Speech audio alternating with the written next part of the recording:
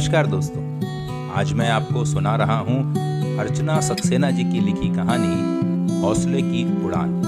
इस कहानी में अब तक आपने सुना कि छवि को उसकी माँ जूडो कराटे सिखाती है, जिससे उसकी दादी सावित्री बिल्कुल पसंद नहीं करती। उसकी दादी के मुताबिक लड़कियों को इस तरह की चीज़ों में नहीं पड़ना चाहिए, मगर उसकी माँ फिर भी अपनी बेटी को आत्मरक्षा के सारे गुण सिखाती है और छवि की दादी की बात का समर्थन उसकी बुआ भी करती है। एक दिन छवि की बुआ की लड़की रिया उसे बताती है कि एक लड़का अक्सर रिया को छेड़ता रहता है स्कूल के आसपास, और रिया डर के मारे अपने घर में इस बारे में बात भी नहीं कर पाती। छवि उसे सांत्वना देती है। अब आगे। छवि अचानक रिया से पूछ बैठी, दीदी क्या मैं सचमुच झगड़ालू हूं? मैं तो सही का साथ देती हूँ हमेशा, फिर दादी को मुझसे इतनी शिकायतें क्यों हैं? माँ चाहती है कि हमें अपनी रक्षा खुद करनी आनी चाहिए, तो इसमें गलत क्या है? इसलिए उन्होंने पिछले महीने कराटे की क्लास ज्वाइन करवा दी, मुझे भी और रावी को भी। लेकिन तब से दादी पीछे ही पड़ गई है। उसकी बात सुनकर रिया बोली, अरे जाने दे छवि, जब समझना होगा तब समझेंगे, वरना नानी को कौन समझा सकता है। और तो और मेरी मम्मी को भी कराटे सीखने वाली बात समझ में नहीं आती। मैंने कहा था उनसे कि ये तो अच्छी बात है, मुझे भी सीखना है, तो कहती हैं इतनी बड़ी हो गई है, यूं उठा पटक करती अच्छी लगेगी क्या? खुद भी तो हमारी उम्र से गुजरी होंगी, उन्होंने भी तो लोगों की गलत निगाहें महसूस की होंगी, लेकिन जैसे तब खुद ऐसे लफंगों को इग्नोर किया होगा, वैसे ही मुझसे भी इग्नोर करने की उम्मीद रखती है। इसलिए अब तो मैंने उन्हें कुछ बताना ही छोड़ दिया है। कि बात सुनकर छवि पूछ बैठी, क्या हुआ दीदी, कोई परेशानी है क्या? हाँ छवि, रिया ने बोला,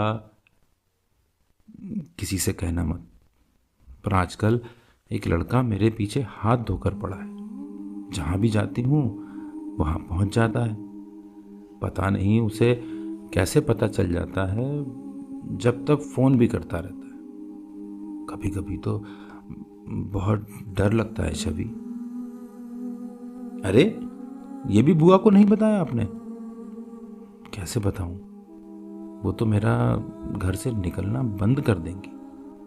अभी पापा भी बाहर गए हुए हैं, मम्मी आज यहाँ आ ही रही थी, इसलिए मैं भी यहाँ आ गई कि तुझसे ही पूछूं हम क्या कर सकते हैं। दीदी मेरे हिसाब से आपको सेल्फ डिफेंस सीखना ही चाहिए। रिया बोली, कौन सिखाएगा मुझे? बताया ना, कहकर देख चुकी हूं मम्मी से। पापा तो तैयार थे, पर मम्मी मान ही नहीं रही। जरूर नानी ने भी मना किया होगा।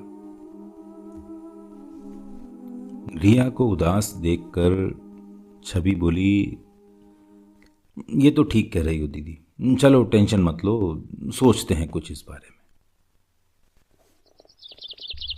अगले दिन नीता ने पास वाले बाजार से छवि को कुछ सामान लाने को कहा, तो रिया भी उसके साथ हो ली।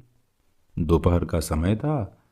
शॉर्टकट के चक्कर में छवि पास वाली गली में मुड़ गई। गली उस वक्त सुनसान थी। अचानक दो लड़के सामने से आकर रास्ता रोककर खड़े हो गए। छवि कुछ सोच पाती उसके पहले उसने देखा कि रिया भय से थरथर कांप रही है। उसे समझते देर न लगी कि इनमें से एक वही लड़का है जिसका जिक्र रिया ने किया था।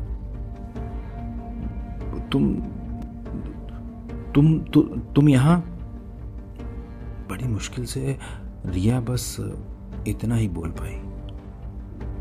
हाँ, जहां तुम वहां मैं, और जहां तुम हो मुझे तो वहां होना ही चाहिए रिया। जब तक तुम हाँ नहीं कहोगी मैं तुम्हारे पीछे आता ही रहूंगा। तुम कहीं भी जाकर देख लो। वो लड़का बेशर्मी से बोला। दूसरा लड़का उसके पीछे चुपचाप खड़ा इधर उधर देख रहा था। उसका ध्यान इन लड़कियों पर ना होकर इस बात पर था कि गली में कोई आ तो नहीं रहा।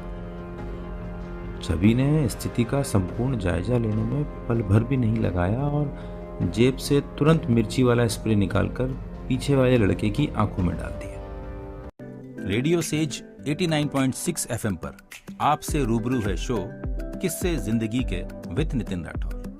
किस्से जो हौले से छू जाएं मन के हिस्से।